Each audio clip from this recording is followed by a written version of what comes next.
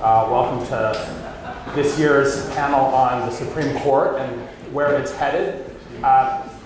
So implicit in the title, I suppose, is the idea that the three of us might be able to tell you with some accuracy about the future of the Supreme Court. And so, disclosure, I was on this panel last year along with two others, and all of us were talking about what will the Supreme Court look like when Merrick Garland is on it. And so don't go to Vegas with any of the predictions you get from me, at least. But welcome this morning. We have two terrific panelists this morning. Jess, who is the White House correspondent for the Wall Street Journal, having been Supreme Court card. What did I say? White House. I said White House. That tells you what I'm thinking about right now. Supreme Court correspondent for the Wall Street Journal since 2005. And really terrifically insightful about the court and its work. And Jim Zirin, attorney and author of the wonderful 2014 book on the Southern District of New York, the most important trial court in the country, the Mother Court, as well as the 2016 book, Supreme Partisan, on the role of politics in the Supreme Court. So we're going to talk this morning a little bit about the last term at the court, or events over the course of the last term at the court. We'll then talk about how the coming term is shaping up in terms of cases we know will be on the court's docket for the coming term. And as you know, the court sets its docket in a kind of rolling way, so we already know about some of the more significant cases that the court will be taking up in the coming term. I think it's fair to say, from the perspective of cases, the coming term promises to be considerably more newsworthy than the term just completed.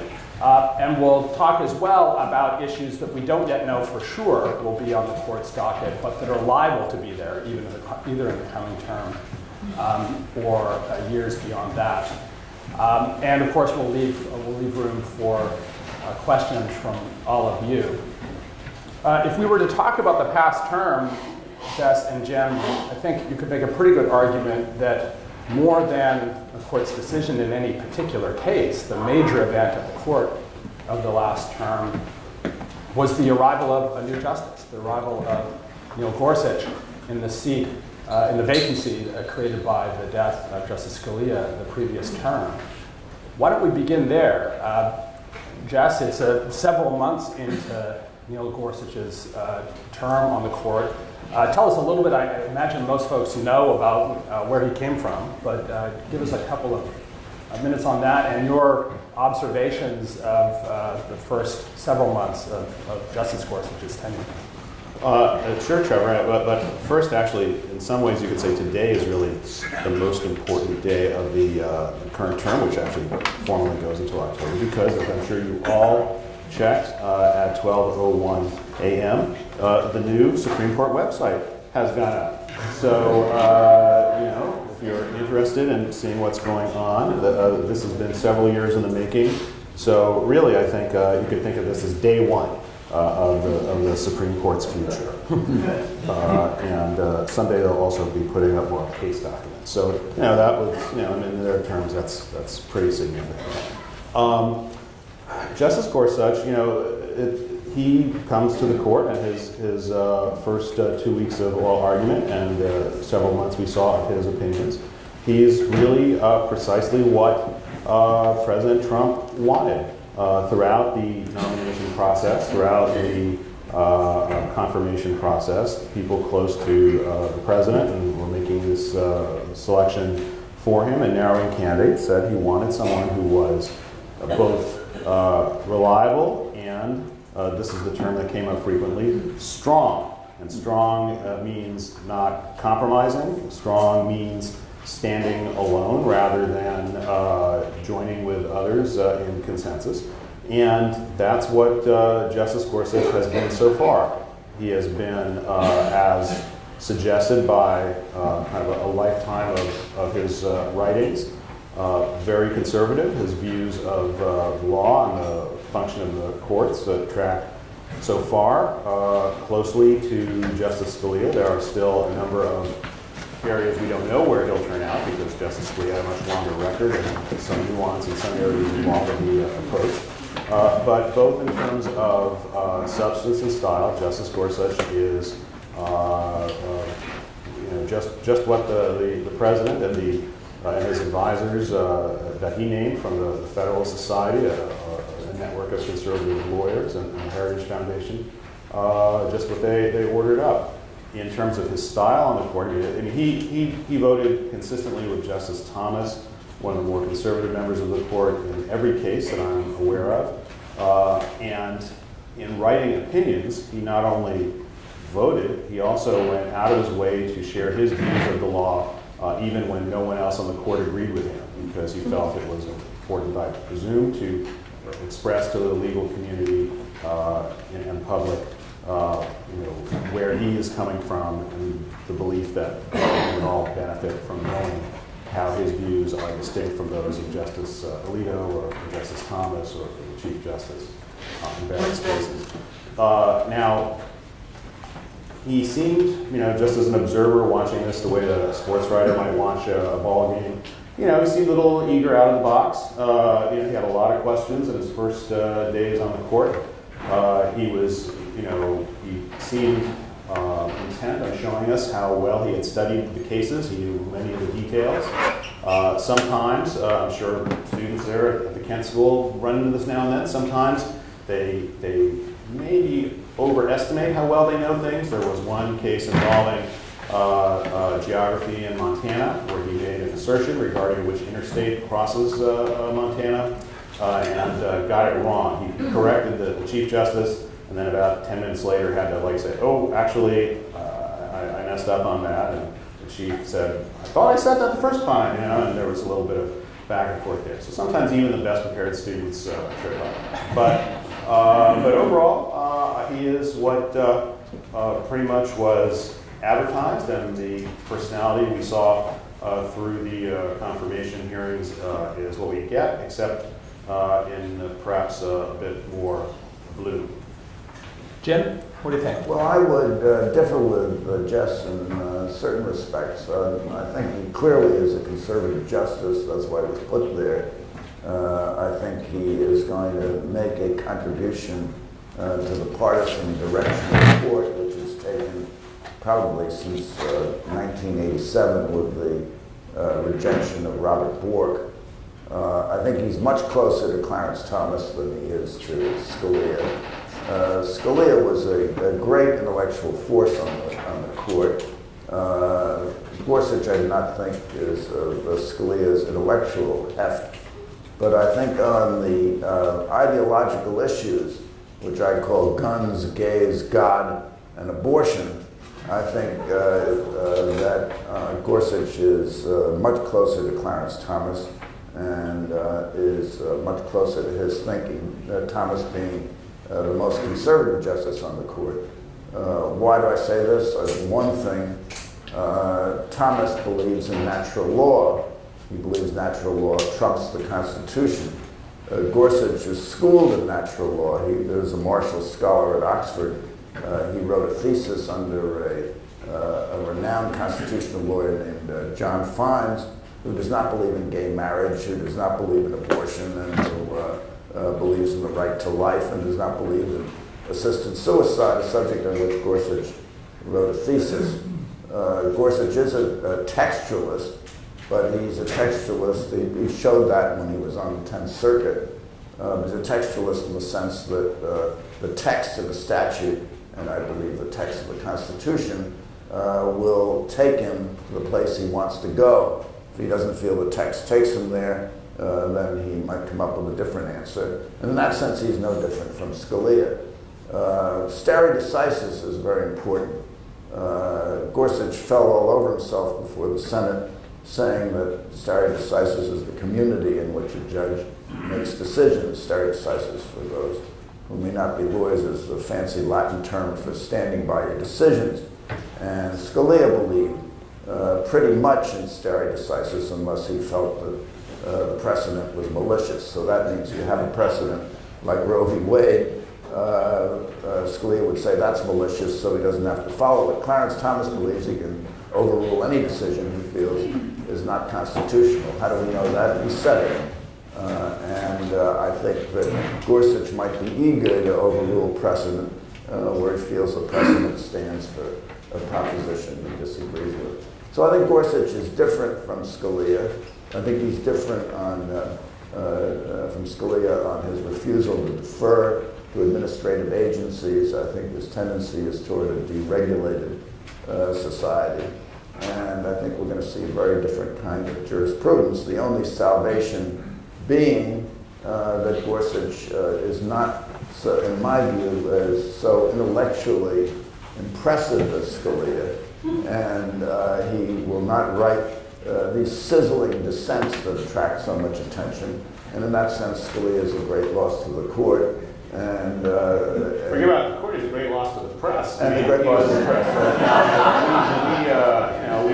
We loved his opinion because he gave us something to quote. While some of the more ones that are drawn out. I mean, sometimes you have to really earn your pay to get a good line from a Breyer opinion. Well, Justice Scalia, in his dissenting opinion in Obergefell in the gay marriage case, said something to the effect that if he ever joined a line of the sort that was written in the majority opinion in that case, he would put his head in a bag. I don't think we'll hear Gorsuch, read Gorsuch, giving us such language in the future. Because he doesn't believe in assisted suicide. I didn't even know I was setting you up with that, Jim. However, it was not only in opinions. Scalia made no bones of the fact that he was a homophobe, that he was opposed to gay rights. And he had expressed himself on that subject in the Lawrence v. Texas case, where he dissented from the courts saying that criminalizing consensual sodomy was unconstitutional. And in the argument of the gay marriage case, something very strange happened because some crazy man who was in the spectators' gallery stood up and he began to scream and yell. So the marshals came to eject him from the chamber, and as they dragged him away, he said, "You will all roast in hell for this." Scalia had said he believes in the devil, and Scalia said, "You know, I find that rather refreshing."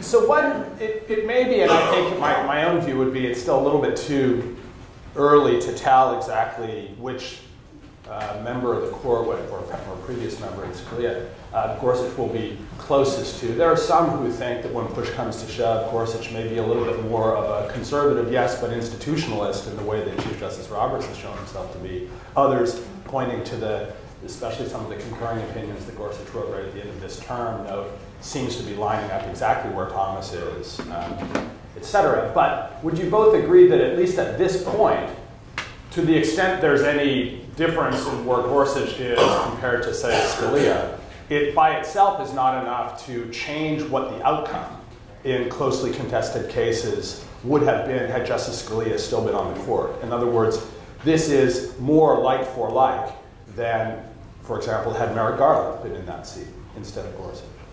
Well, that's for sure, and that again was what the president wanted, using this term. He wanted someone in the mold of Scalia, so that's certain. The question, though, arises, I think, in a couple areas where Scalia deviated from the conservative line. Mm-hmm. We look at certain criminal procedure cases involving searches and seizures or confrontation of government witnesses by a criminal defendant. Scalia, in some of those cases, felt that the textual provisions of the Bill of Rights gave criminal defendants more rights and more opportunities to challenge the government's case than a standard sort of law and order pro-prosecution justice might. And in fact, in some of those cases, he ended up siding with Justice Ginsburg, while Justice Breyer, who fashions himself more of a pragmatist, ended up with other conservatives, supporting the police. So we don't know where Gorsuch is necessarily going to come out on some of those cases. Thomas, for many cases, lined up with Scalia. In more recent years, he began to deviate. Scalia was unhappy about that Thomas had gone wobbly, he thought, on those cases. So we'll have to see about those. I know that some public defenders were happy that the other finalist, Judge Hardiman of the Third Circuit, was not chosen because he has a very clear record of being against the criminal defendants on most of those issues, while Gorsuch was more of an unknown, so the defense bar was happier with Gorsuch, criminal defense. And the other areas are, I'll say, punitive damages. Now, in the business community, which takes a great interest in what happens at the Supreme Court, the conservative line is opposed to unlimited or punitive damages in tort cases. Scalia and Ginsburg, again, lined up together on that, saying that there's no constitutional bar under the Due Process Clause for a state court to award punitive damages, while the majority found one. And we don't know where Gorsuch is going to be there. We do know that Gorsuch worked as a corporate lawyer for several years, but that's not, definitive. So he may end up being to the right of Scalia on those kinds of issues, or he may line up in the same place. But your other point, though, is that, again, people can change over time. Justice Stevens, when he first joined the court, was known as a sort of idiosyncratic dissenter, and then as his time on the court went on, he really became almost the shadow chief justice and a real person, a real leader on the court. So, Gorsuch, how his career evolves, we'll have to observe over the next half century. But but so far, he is coming onto this court more like a Thomas or a Scalia, in that he's more interested in showing you why his view is right than shaping the consensus of the court. And you could put him in contrast with, say, his immediate predecessors, Junior Justice Kagan. She is someone who does not view making the whole world read her views that she alone has on a legal issue as her paramount job. I mean, she is someone who is more interested on one level in providing guidance to lower courts that they can use, which you need a majority to do, not just her own opinion, and also apparently more interested in being in helping actually move the majority of the court. And if you're writing a single justice opinion, a dissent, or a concurrence, it means you failed to do that. And so she sees herself, historically, I guess the archetype is Justice Brennan, who's a great liberal justice, but not interested so much in putting out a doctrine that everyone can study and call themselves Brennanites, more interested in as every former law clerk to Justice Brennan will say, you say, what's the most important rule in the Constitution? That's how many you need to win at the Supreme Court. So that's where he focused. Justice Gorsuch, so far, not that good at arithmetic. The other thing we could observe is, I think I'm right in saying, but either of you correct me if this is wrong, I think this is now the first time that a former clerk to a justice is serving as a justice with the justice for whom he clerked also starting. At the same time. At the same time. Yes, I think that's right. Roberts was, of course, a Rehnquist clerk. Right, and Kagan was a Marshall clerk, but we have Justice Kennedy, for whom Justice Gorsuch clerked, still on the court, and Justice Gorsuch there too. So Jim, that poses the question, is that relationship, that former relationship of justice to clerk, something that we should be thinking about as potentially influencing either one of them in their behavior going forward? Well, it may well have influenced Kennedy, because there were rumors that he was going to retire, which would have given Trump another appointment, and he announced he wasn't going to retire right away, so apparently he thinks Gorsuch needs more instruction. That's one way to read that. One way to read it. And I agree with Jess that Scalia from time to time came down with outcomes to which liberals might be sympathetic. My friend David Dorson wrote a book on the liberal opinions of Justice Scalia, a very comprehensive book, but it was very thin. But he used originalism as a tool to, so that he could arrive at conservative outcomes. And he, of course, thought of outcomes. He was very clear that he was opposed to abortion rights. He was very clear that he was opposed to gay rights. And he said, well, where do you find these rights in the Constitution? They're not expressly there. So he had to be consistent in his syllogism. So he said, well, the Constitution says you have to be confronted with your accusers in a criminal case, so that if a state fashioned a procedure, as Maryland did, where in a a child abuse case that the victim could testify against the defendant behind a screen or on closed circuit TV, so they didn't suffer the trauma of being confronted with this horrible person. It seemed like a very sensible, humane thing to do, where the defense would have full rights of cross-examination, but Scalia said, no, confrontation means confrontation, not virtual confrontation. So he sided with the criminal defendant in that case. Now, was that a liberal outcome? I'm not sure, but Dorson certainly counted it as a liberal outcome. Let's talk a little bit quickly about the term just completed in terms of cases, and then I think we should spend a bit more time on what we see coming up in the coming term. But Jess, to begin with you, the court was, for much of the term, an 8-member court. And of course, that can create problems because there's the prospect of the court splitting 4-4. And in a number of cases, we saw, I think, evidence that all 8 justices were working hard to try and maximize consensus, even if that meant deciding less rather than more in individual cases. But within that dynamic, whether it was while there were only 8 of them or once there were 9, what do you think of as the more significant decisions of the past term? Well, I would say in terms of practical impact on the world or on the nation, I mean, maybe the most significant decision was one involving the Individuals with Disabilities Education Act, where the court unanimously found that this federal law requires more than just a minimal level of education for disabled children, that they are entitled to, while not the greatest quality of education, far more than your rudimentary, basically warehousing.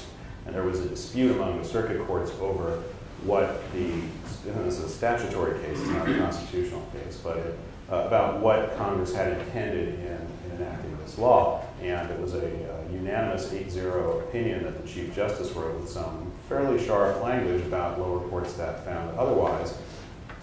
Wonderfully, for those of us in the Supreme Court press, the court announced that decision just as then Judge Gorsuch was being asked about it across the street in the Senate hearing room, because he had written a precedent adopting the minimalist standard in the 10th Circuit, and that precedent, which was later followed, was in the 10th Circuit, was under review, and the Supreme Court unanimously rejected his view of that case at the time, and it was great. He had taken a brief break, and he came back, and he was immediately asked about the Supreme Court decision that everyone had learned about, that had just been delivered. He said, "Look, I just, they just handed this to me when I was walking to the bathroom. I don't have any, I haven't had a chance to read it." But ultimately, he said, correctly, he said, "Well, I guess I was wrong, and I'm pleased to be corrected by the Supreme Court." And he said, "It's not that, heaven forfend anyone would say I don't care about disabled children," and I'm sure he does care about them, but that was he had a very narrow view of what the statute required, and the Supreme Court unanimously felt otherwise. And I think that because there are many, many, many disputes across the country involving public school districts and parents of disabled children, and the school district trying to avoid paying more than it has to, as other needs to, that will have a big impact on the ground. Other decisions, though, it was not a momentous term.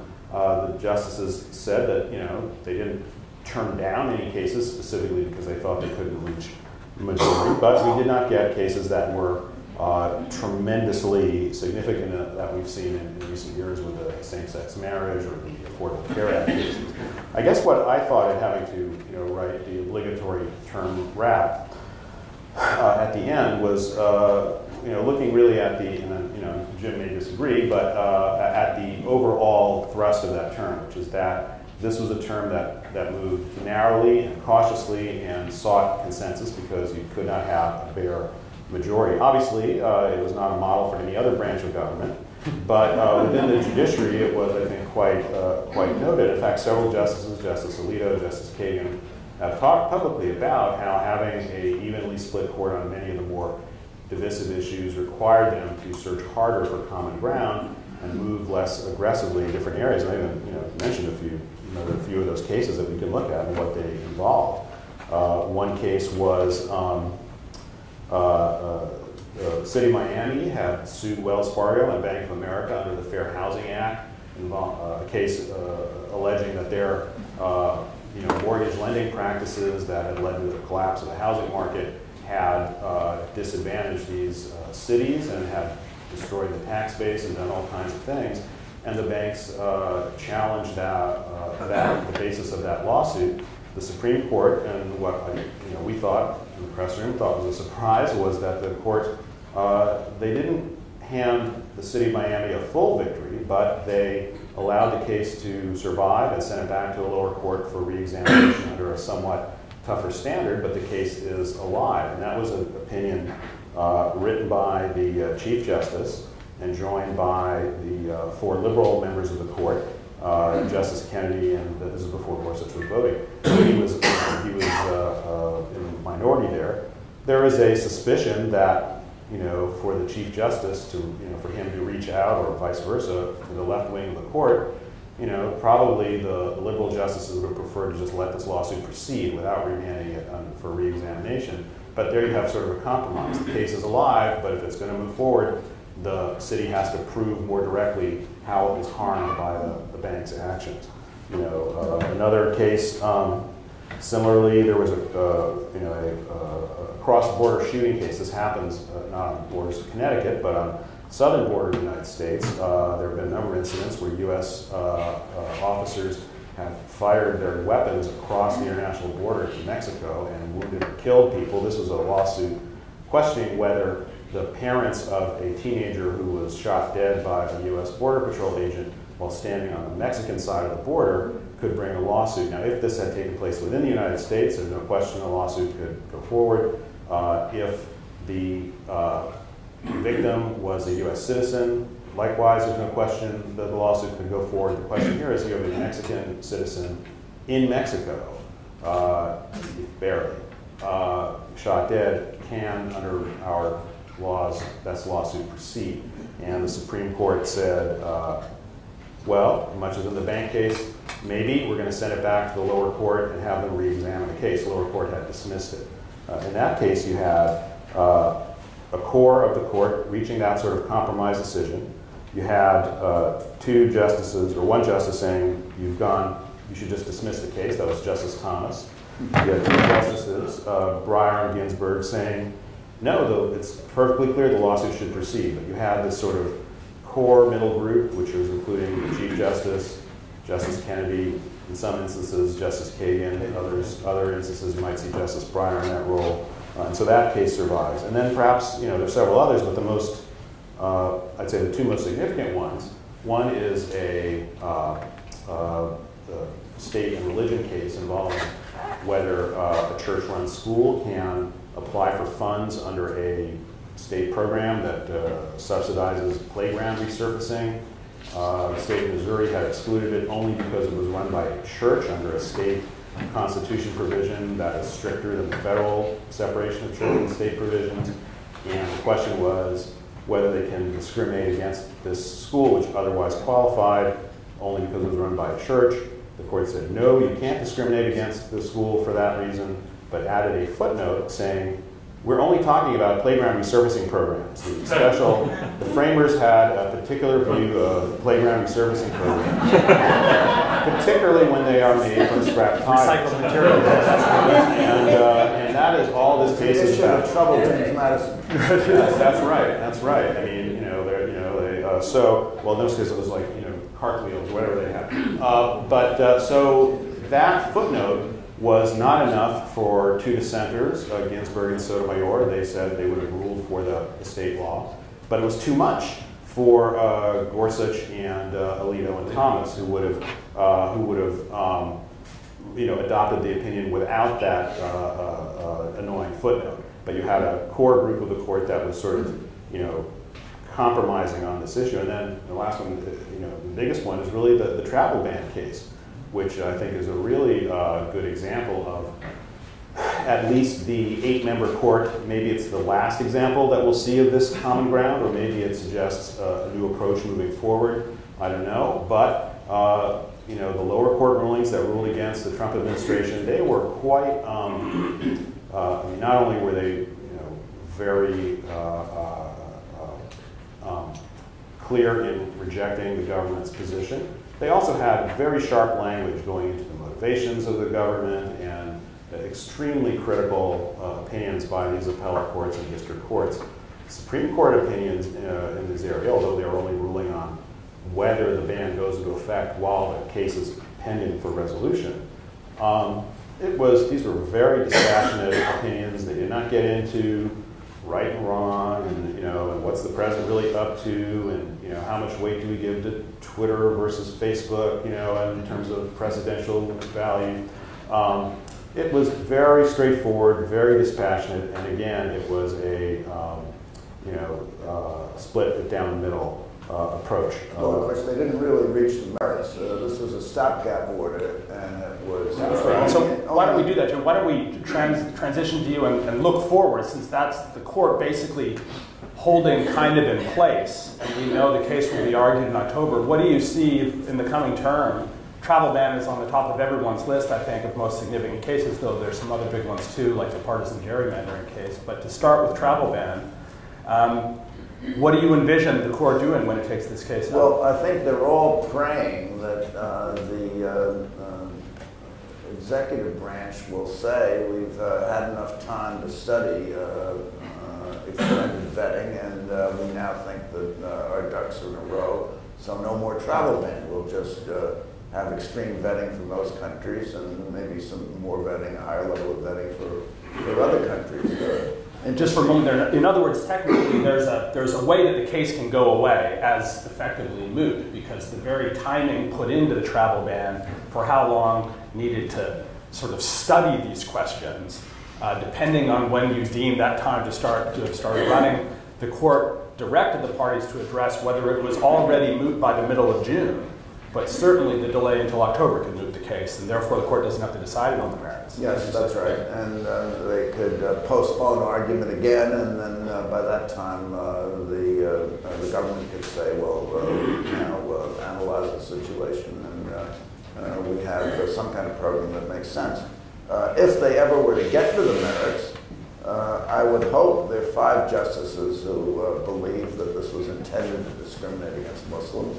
These are all Muslim countries, that the executive order was irrational because it excluded countries like Saudi Arabia and Russia, which have actually involved people who came to the country and then created tremendous problems and were terrorists.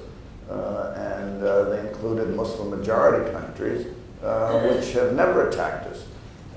So the question is it irrational? The question is, are you discriminating between people who want to come here from different countries, which would violate the Immigration Act, and which is what was held by the California court, and then the fallback question, which is really thorny, is whether there's an establishment of religion issue here because of the suppression of Muslims.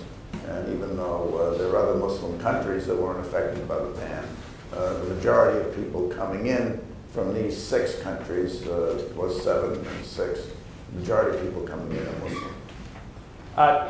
We're going to make sure that we leave some time for questions from the audience, but Jess having given us the last term, Jim, do you want to speak to any of the other cases that you see as significant on the docket for the coming term, just briefly, and then I'm sure we can talk more about each of them in the Q&A. The Supreme Court loves cases involving bakers. There was the Lochner case on hours in which bakers worked. We have a case involving a baker in the Midwest who decided he didn't want to cater a gay marriage. And so you have the conflict between, on religious grounds, so you have the conflict between freedom of religion and the duty not to discriminate because there was an anti-discrimination law. I think probably 5 justices are going to come down in favor of the Freedom of Religion Act, that they have the right as a matter of religious belief not to cater the gay marriage, and that trumps the anti-discrimination law. Interestingly enough, in a not dissimilar case, which didn't involve the statute but involved the Constitution, it was an Indian who liked to smoke peyote. And they prosecuted him for possession of a controlled substance. And he said, well, no, my religion requires me to smoke peyote. And Scalia wrote a sizzling opinion where he said you can't make yourself a law unto yourself, and that if you have a law of general application, like the drug laws, you can't say, well, your religious belief requires you to use heroin or peyote or anything else. But I think now you have a statute, and you also have a justice like Gorsuch who believes much more strongly, perhaps, than Scalia, that religious belief can trump another constitutional duty. By the way, we've been struggling to come up with another synonym for the verb trump, because It's a cliche. it does feel like a rim shot every time you say it. It's been a mainstay of Supreme Court reportage for years and years, and there weren't many other occasions where we had where we use it. But now we've really been looking for something. So we'll take suggestions. If anyone has an idea, we'll open it up. We'll go to Q&A in 1 second. Let me just put it on our radar screen, and happy to take it up more in the Q&A if people are interested. The other major case I think to watch, there are several others, but if I were to mention one other in the coming term, is the partisan gerrymandering case. So this is the question, right? We know the court has pretty worked through, some might say rather tortured because not perfectly coherent, but it has a detailed jurisprudence on the impermissibility of race being the driving factor between the way electoral boundaries are drawn, as of course has to be done after every decennial census. The changes in population compel legislative reconsideration of electoral lines, district lines at both the state and federal level within each state. And race can't be the purpose behind why the lines were drawn in a particular way. Figuring that out, very difficult. The court's got all kinds of cases saying when districts have certain kinds of shapes, that becomes suspicious, et cetera. But what they've said thus far, and most recently it was in 2004, I think, in the Veith case, very divided court with Justice Kennedy sitting right at the middle of it. A number of justices, including Justice Scalia, were prepared to say partisanship is not something whose constitutionality the court can get into. So this is just non-justiciable. It is, in the court's language, a political question. There's no law for us to apply here in terms of the permissible amount of pursuit of partisan advantage that can be present in a redistricting effort as opposed to the impermissible amount.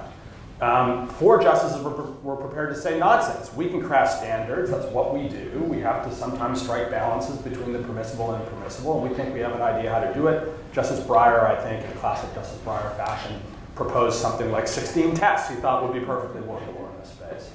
Justice Kennedy said, I don't think I've seen a workable test yet, but I'm not saying the court will never get into the business of this. And so it left open the door for future litigation to try and generate some standard to adjudicate between the permissible and the impermissible role of the pursuit of partisan advantage in redistricting. And this case coming out of Wisconsin to the court presents the question, do we now have such a standard? And the three-judge lower panel agreed with those challenging the plan that the challengers had identified through some sort of political science metrics, a workable standard. If a majority of the court agrees with that, it might be the most significant legal decision in the realm of politics in the last half century. If it disagrees with that, it might also be significant in the sense that it could be exceedingly difficult to imagine how the court could ever get itself into this business. So there's a kind of turning point in the relationship between the court and democracy that we could see in the coming term. Just wanted to get that out there. That's longer than I meant to do. Questions, please, and please use the mic so that the recording can in my view, 5-4 held the Republicans win. That's going to be the outcome. Yes, sir. I wanted to take it in a slightly different direction, which is the religious balance of the court. We had 5 Catholics and 4 Jews at one point. I don't know with Gorsuch, not quite that far, but a lot of 6-3. 6-3 rather. 6-3. Where does Gorsuch fit? Does that have any impact on the court, do you think?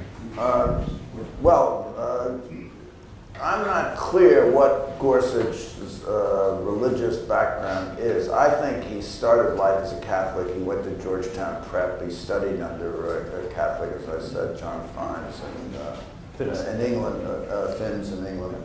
I think that when he married, he began attending a traditional Protestant church. It's very hard to make a case that religion informs the justices' jurisprudence, because you can find judges who are all over the lot.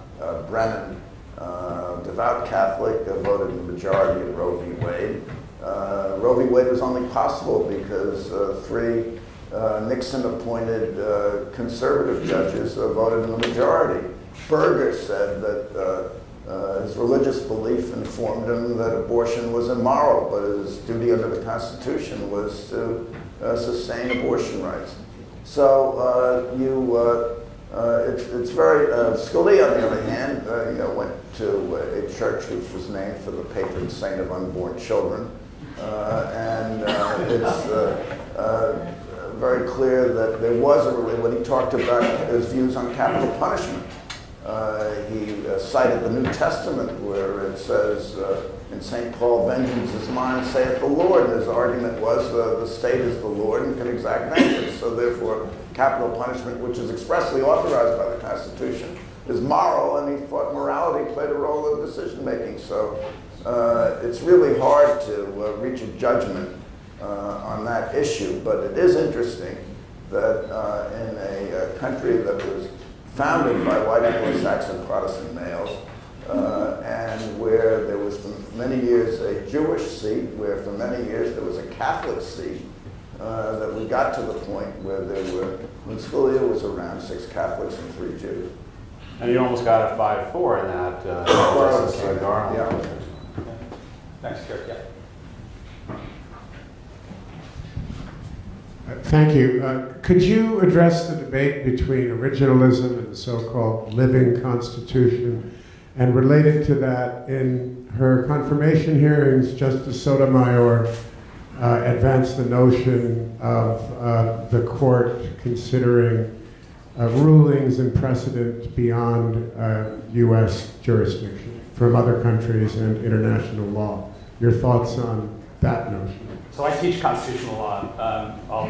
I'll take a swing at that. And I worked helping Justice Sotomayor with her confirmation. She didn't introduce the idea of looking to foreign authorities. She was asked about that because it's something that comes up periodically, and numerous members of the court, in their own opinions, have from time to time cited something other than domestic law. Everybody cites English law all the time because we understand that most of the American legal tradition comes from that background, but occasionally decisions of the European Court of Human Rights or of a constitutional court of another country are cited. Literally no justice has ever suggested that those opinions have any binding authority, although many in Congress have, whether intentionally or unintentionally, misunderstood the role that those opinions have played. There was a proposal at one point for a bill in Congress that would have prohibited or purported to prohibit the Supreme Court from citing foreign legal materials in their opinions. It's hard to think of a sillier piece of proposed legislation than that. No, it's not made an impeachable offense. Yeah, it would have been nonsensical, but most of that debate, in my own view anyway, misunderstands the role that even members of the court say that foreign legal materials would play. When people like Justice Kennedy or Justice Breyer cited those, they have gone out of their way to say, of course, these aren't binding authorities, but it can be instructive to see how other courts have grappled with comparable problems. It's in the same way that a decision of the Court of Appeals of New York does not bind the Supreme Court of Connecticut. It will sometimes cite it as instructive on a comparable question. As for originalism, the difficulty there is there are lots of different flavors of originalism. But what's most interesting to that, in my own view, is that the domain in which originalism as a theory of constitutional interpretation has been most influential is academia. The domain in which it's been only modestly influential is the Supreme Court. The vast majority of constitutional cases decided by the Supreme Court are decided on the basis of prior decisions of the Supreme Court, which is to say the doctrine of stare decisis dominates over the doctrine of originalism when considering the actual way that the Supreme Court majorities, as opposed to 1 or 2 justice dissenting opinions, have decided cases.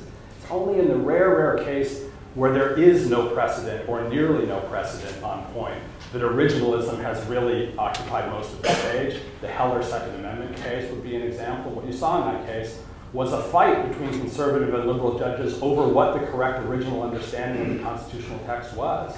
Justices Stevens and Breyer wrote originalist dissenting opinions in that case. They lost, and the originalist majority opinion of Justice Scalia won out.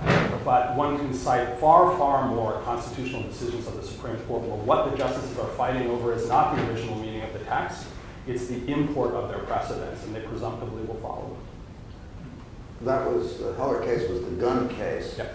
And of course, Gorsuch dissented in from the denial of cert in a case where a state tried to regulate and succeeded in regulating the right to carry a concealed handgun. That's right. And so we know where Gorsuch lies. Do you think that issue is coming to the courts at some point? I think it'll come back. It was a 5-4 decision. And my difficulty with the gun case is that Scalia said he was a textualist, and it completely ignores the preamble, which case after case they say preambles are very important in understanding what the text meant. And the preamble related to the importance of the state militia and bearing arms in the context of a state militia. Now, it says the right to bear and keep arms. Now, does that mean you can have a howitzer in your house? I guess it doesn't, because you can't bear a howitzer, but you can bear a bazooka, so I guess you could have a bazooka in your house. So there are many, many issues to be decided under the Second Amendment. All that's been decided really at this point is that you have the right to have a handgun in your home, and they still can license the handgun. So I don't think we've gone very far from where we were before that case was decided, except that we had 9 lawyers pretending to be historians and trying to psychoanalyze the framers of the Constitution. That's what Scalia would say. Why should 9 lawyers make a decision about abortion rights or whatever? Right? That'll who are we to judge? Say the judges. We'll take one more question. You've had your hand up. Yeah. Beyond McGrath. There are frequent ads on the internet saying, help us keep the liberal justices. There are 2 that now and then mention that they want to perhaps retire. No one has said that they're ill or have other reasons. Now, what's the politics behind having them stay? And why are we being asked to support the idea? What is really behind persuading the liberal justices on the bench to stay? One thing that our paper, the Journal, did online is we did a side-by-side comparison. Still, you can see it now, of the competing Facebook feeds if Facebook identifies you as liberal or conservative. So not everyone is seeing the same ads that you may be seeing. You can look, and it's fascinating to see how if it's the same topic, what the algorithms are choosing to show you. And they try to show you stuff they think you already agree with.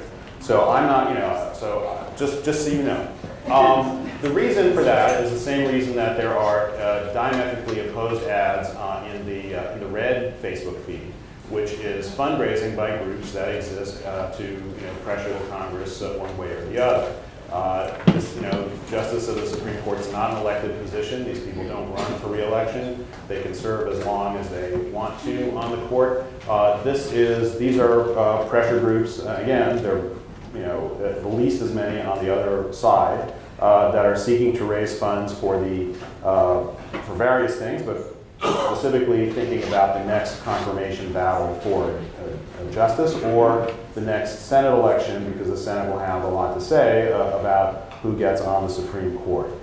So I think that is the way to look at it, because there's no, it's not a political office in the same way.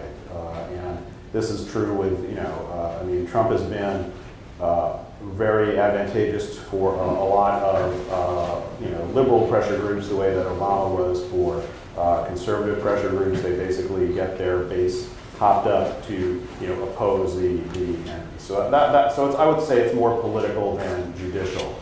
But in terms of them staying or going, yeah, if there's a vacancy on that court, whoever is the president gets to make a nomination, and whoever controls the Senate gets to decide if the nominee is permitted to enter the Senate office building for a hearing. So, we can see how it is right now. So why don't we end with, I'll put this question to both of you. You heard me at the beginning give the disclaimer about the reliability of our prognosticating. But having said that, let me ask you to do it. There is one Trump nominee on the Supreme Court. By the end of his first term, and without hypothesis as to whether there will be a second term, how many Trump nominees will be on the Supreme Court? Jim? Well, of course, I think Ruth Bader Ginsburg will have to be on life support before she retires. I think Kennedy may want to stay on for many of the reasons that were suggested. I mean, he's the swing voter. He's voted in the majority 98% of the time that he has sat. And Breyer is appears to be a very vigorous, healthy 79. But life being what it is, there's so many uncertainties. But I would certainly see that Trump, if he stays in, would have at least one more appointment and possibly two. And I think this could lead us to a very dangerous result, particularly where he said during the campaign that he would appoint justices who would automatically overrule Roe v. Wade. Jess? A few weeks ago, I talked to Justice Stevens for a story. He turned 97 on April 20th, and I think he still feels he stepped down a little too soon. And I think if someone said, "Hey, anyone want to be on the Supreme Court?" you'd have to fight hard to keep his hand down. So he's someone who, if he were still on the court, I think there's little to suggest he couldn't do the job. I would predict we will have by the end of President Trump's term, however long that may turn out to be, we'll have at least one. I agree with that. Thanks to all of you for joining us.